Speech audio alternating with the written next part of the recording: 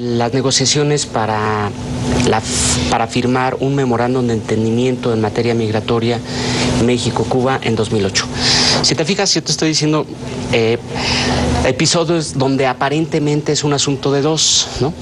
La crisis de los balseros pareciera Estados Unidos-Cuba, la crisis de problemática México-Cuba pues pareciera solo sí, es más trilateral porque era por Bush. Pero el asunto es que en esos tres capítulos las tres naciones se han visto involucradas y han participado de manera directa o indirecta en los acontecimientos. Recuérdanos, Homero, la crisis, bueno, los balseros, la crisis de los balseros, sí, que tanto impactó históricamente. Sí, bueno, lo que sucedió es, había una crisis económica muy fuerte en Cuba, la sigue habiendo, pero bueno, en ese momento era especialmente dura. A partir de un rumor de que lanchas de Miami irían a recoger a cubanos que desearan salir de la isla, se creó una manifestación en Cuba que se conoció como el Habanazo. Y este problema, que aparentemente era interno, pero derivado de muchos incidentes ya, tomas de embajadas para pedir asilo político, embarcaciones secuestradas para irse a Estados Unidos, ya algunos balseros.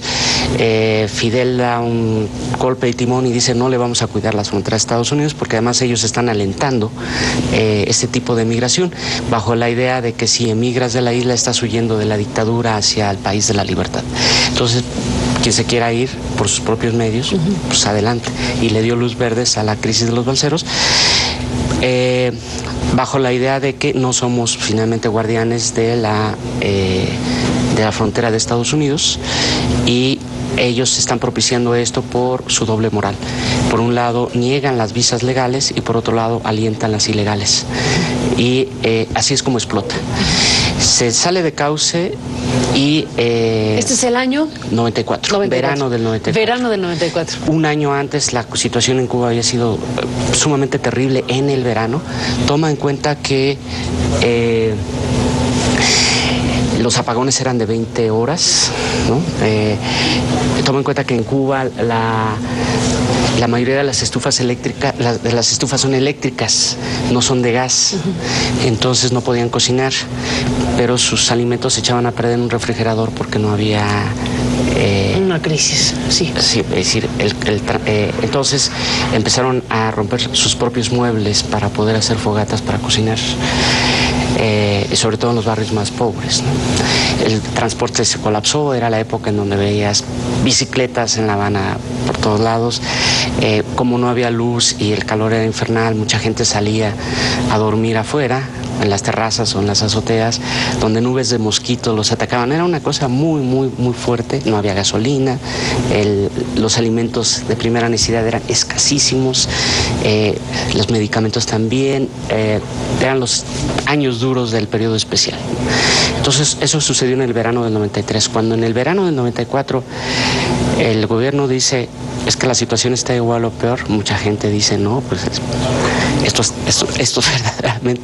Y entonces empieza, digamos, los intentos por salir de la isla por maneras no legales. Como había un tapón legal para salir de la isla, tanto por el gobierno de la isla como por Estados Unidos, empezaron a hacerlo a través de las balsas, ¿no? ¿Qué sucede? Pues que entra en acción Carlos Salinas, y es a través de Carlos Salinas cómo se triangulan las negociaciones entre Fidel Castro y Bill Clinton. Hay llamadas telefónicas, hay acuerdos, hay mensajes, hay mensajeros, entre ellos el recién fallecido Nobel Gabriel García Márquez. Hay conversaciones en parques, hay... ¿En parques? En parques de Washington, donde Montaño pasa mensajes a Sandy Berger. Embajador. El embajador, que entonces embajador de México, pasa mensajes a Sandy Jorge Berger. Montaño. Exacto, al que era el consejero de Seguridad Nacional. En los parques. En los parques de Washington, en un parque de la 32, me parece, de Washington. García Márquez viajando a La Habana en un avión presidencial del gobierno de México para llevar mensajes a Fidel. Hay una cena en Massachusetts donde va García Márquez y está Bill Clinton, y era una cena que se había programado con anticipación en la casa de los escritores William y Rosie Styron, y ahí lo que ocurrió en esa cena, las versiones varían diametralmente. Clinton cuenta una cosa en sus memorias, García Márquez contó otra cosa, etcétera. ¿Y qué cuenta cada quien de la cena? Pues la cena es que fue muy disfrutable, que hablaron de literatura. Eso dice Clinton. Eso coinciden todos. En eso coinciden que hablaron de literatura y que fue magnífica, pero Salinas y dos investigadores estadounidenses, Peter Kornbluh y William Leo Grande, Salinas, hablan de que sí se tocó el tema Cuba y cómo se tocó con Clinton a través de que escuchara el argumento, digamos, sobre Fidel. García Márquez le llega a decir a Clinton que trate de entenderse con Fidel, que él tiene muy buen concepto de usted. Y no hubo un mensaje escrito, fue una plática aparentemente solo verbal, pero a partir de ello hubo, digamos, de ahí García Márquez regresa a La Habana, regresa a México y en un avión de la Fuerza Aérea Mexicana va a Cuba e informa a Fidel sobre el resultado de esa conversación para decirle un poco cómo era el ánimo del gobierno estadounidense, y se establece así un puente a través de entre Fidel y Clinton. Ese puente es Gabriel García Márquez, que después fue utilizado varios años después, cuando sucede los intentos de un complot de cubanoamericanos que trataban supuestamente, esa es la acusación o el señalamiento que hace el gobierno de Fidel Castro, de dinamitar un avión o dinamitar aviones que volaran de Miami hacia Cuba.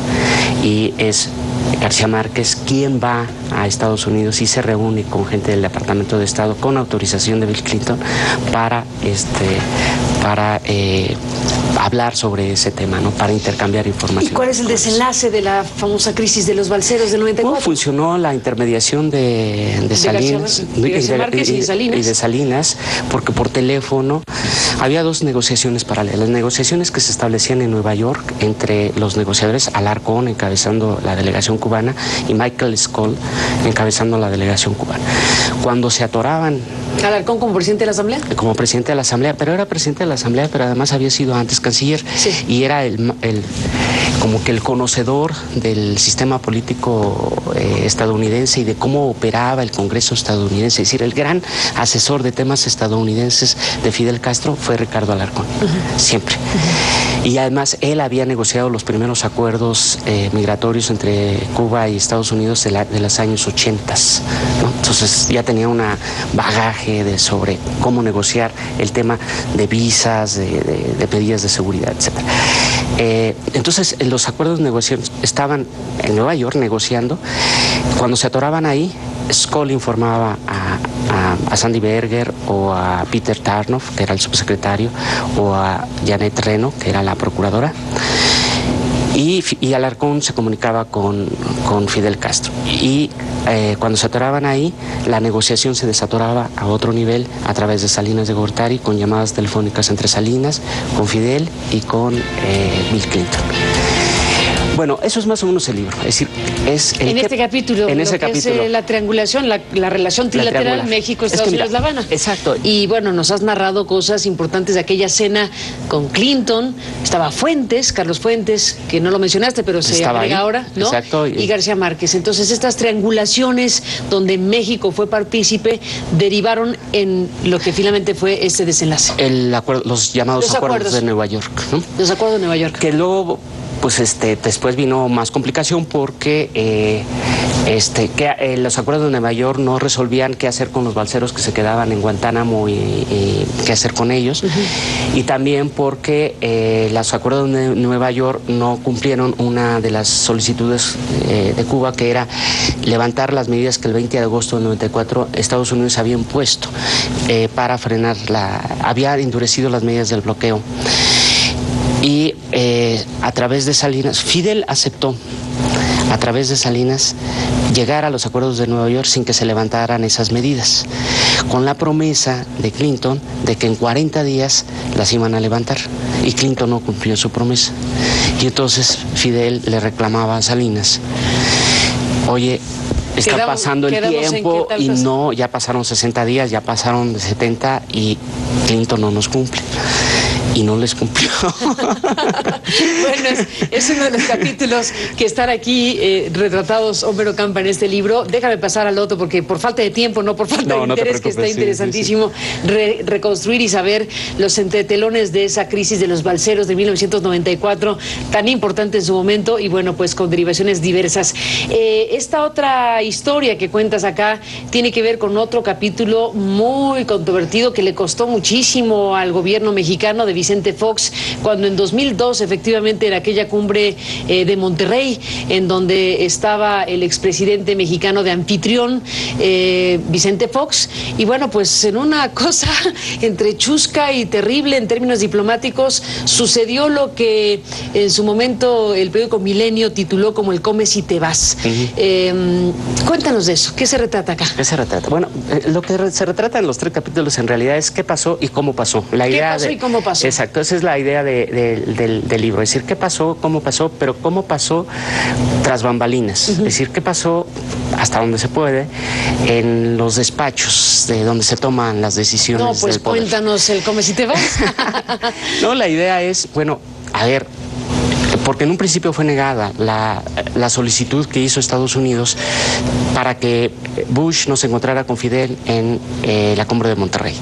Bush había confirmado que venía, pero aún ya confirmado, la idea es, bueno, ¿cómo le solicitan al gobierno de México que quién y cómo no se encuentren? Que no se encuentren Fidel Castro y Bush. Entonces lo hace Davido, lo cuenta Davido, lo hace Powell, el secretario de Estado, y lo hace sobre todo con Condoleezza Rice.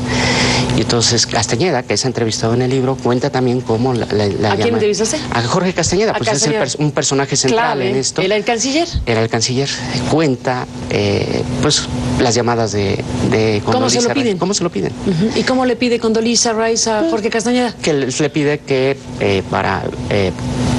que Bush confirma su asistencia, pero que no quisiera encontrarse el presidente en el mismo lugar y a la misma hora con Castro. Con Fidel Castro. Que el tema fundamental es el financiamiento de los países en vías de desarrollo y no un diferendo bilateral. Y viene un asunto muy grave, que es la grabación de una llamada telefónica de Vicente Fox con Fidel Castro. ¿Cómo se decide hacerle la llamada? Cuenta eso. Pues mira, Castañeda asegura que en 2 viajes que se realizan a Cuba, porque esto tiene, por supuesto, los antecedentes de la visita a La Habana de Fox, tiene el antecedente de ¿qué es lo que pasaba en esa época? En esa época lo que pasaba es que pues había un cambio en las prioridades de política exterior de México. Es decir, el tema de democracia y derechos humanos era prioridad para la nueva política exterior de un gobierno panista, ¿no? Y eran 2 temas que incomodaban al gobierno cubano, eran temas muy sensibles. El tema de democracia y derechos humanos se dirimía también en la Comisión de Derechos Humanos de Ginebra. Cada año sesionaba en abril en Ginebra. Y entonces el voto de México ahí era lo que definía para Cuba su verdadera relación con México. ¿Cómo votas en la resolución? Pues eso es lo que demuestra realmente cómo estás queriendo tener relación conmigo, ¿no? El problema de la crisis de la cumbre de Monterrey estaba marcado por Ginebra, más que en sí mismo el evento de Monterrey. Cuando, según Castañeda, le preguntan en La Habana si va a venir a Monterrey, él dice, pues yo creo que no voy a ir. Esa es la versión de Castañeda. Fidel Castro y Pascoe Pierce comentan, el embajador entonces. El entonces embajador, comentan que en la visita que hizo Fox a La Habana, en una charla ya privada, informal, con miembros del equipo de los 2 gobiernos, le dijo, ¿y cómo va la cumbre de Monterrey? Dándole pie a que le dijera, oye, los cubanos ya sabían que había presiones estadounidenses para que no se encontraran. Y que Fox desvió el tema a un asunto de subsidios y precios, y que no se atrevieron a plantearle, oye, tenemos esta bronca. Y ya arrancada la cumbre de Monterrey, Fidel dice, sí voy. Y manda un mensaje, un fax, diciéndoles, ahí voy para allá. Y entonces llega el fax a Los Pinos, Fidel dice que lo envió a Bolaños para que Bolaños lo llevara con Durazo. Bueno, hay ligeros cambios en las versiones, pero llega el fax. Y entonces convocan a Castañeda. Bolaños, el embajador de Cuba en México, que le entregaba al secretario particular del presidente, Durazo. Perdón, me doy por hecho que todo el mundo sabe los nombres y los puestos. Mandan a llamar a Jorge, y es Jorge Castañeda, quien sugiere la llamada a Fidel, que Fox le hable, y le elaboran un guión. Le elabora un guión que pule Iruegas, el subsecretario para América Latina, y Marín Boix, que era el subsecretario para el resto del mundo, digamos. Lo pulen. Esa noche tienen una cena con Kofi Annan, que era el secretario general de Naciones Unidas y co-anfitrión, porque era un evento de Naciones Unidas, la cumbre de financiamiento, y le comentan con él el asunto, y Kofi Annan es el que sugiere que como primer punto del guión se le pida a Fox que sea una conversación privada. Y se agrega al guión. Kofi Annan participa en la elaboración del guión para Fox, para que Fox hable con Fidel Castro. El punto que se agrega como que sea una conversación privada es una idea de Kofi Annan. Y así empieza. Y el guión, que está ahí en el libro, es el guión que debe seguir Fox para su conversación con Fidel Castro. Y lo sigue a medias, ni siquiera lo sigue. Piden hablar con Fidel no se encuentra en su despacho, pero le dejan el recado que Fidel quiere hablar. No contesta. Hay una segunda llamada preguntando si ya regresó. Ya había regresado, pero estaba en una reunión. Fidel dice que raro, 2 llamadas, y además Fox se duerme temprano, y entonces devuelve la llamada y entra la llamada a Los Pinos cuando todavía siguen cenando. Sale a un salón conjunto y hace la llamada a Fox. Cenando con Kofi Annan. Con Kofi Annan y 8 de los colaboradores de Fox. Entre ellos Aguilar Sincer, Marta, bueno, su esposa Marta Sagún, pero estaba Castañeda, estaban 8 funcionarios del gobierno cenando con Kofi Annan. Se sale Fox de la cena, toma la llamada que le hace Fidel Castro. Y empieza el diálogo, cuya grabación... Empieza el diálogo y empieza Fidel Castro a grabar.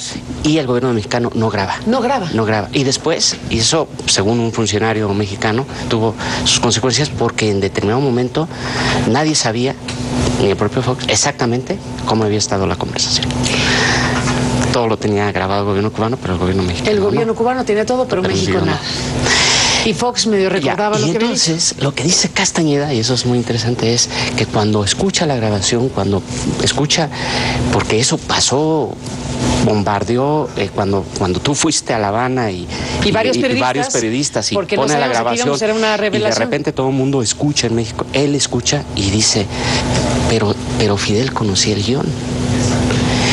Entonces él está seguro que hubo una filtración de uno de sus subsecretarios y eso lo cuenta en el libro. Castañeda piensa que a algún subsecretario suyo le pasó a La Habana el guión que escribieron para que Fox hablara, y por eso Fidel Castro hace lo que hace con Vicente Fox en esa llamada telefónica, donde queda terriblemente dicho. Y tiene razón, porque cuando revisas la grabación con cuidadito, el otro está esperando que le digan que no vaya, como decía el guión, o que si va, haya una fórmula para regresarse antes. ¿Y sospecha de alguien, Castañeda? Sí. ¿Y lo dice? Sí. De Iruegas. El subsecretario Iruegas. Y lamentablemente yo no pude consultar directamente con Iruegas, porque cuando le daré el libro, Iruegas ya había muerto. Murió en La Habana, por cierto. Y hay una biografía reciente sobre Iruegas. Hay una especie como de memoria, una entrevista que hace una académica, pero no cuenta esa parte ahí, Iruegas.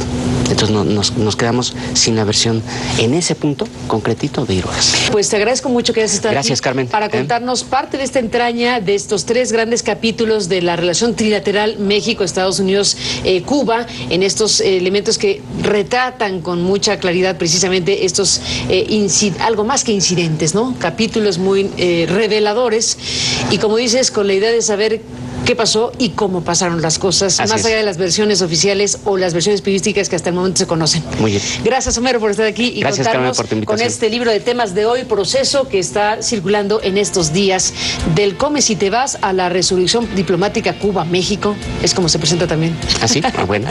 Bueno, gracias, Homero, y gracias a usted que nos permitió acompañarle. Pásela bien y le esperamos mañana.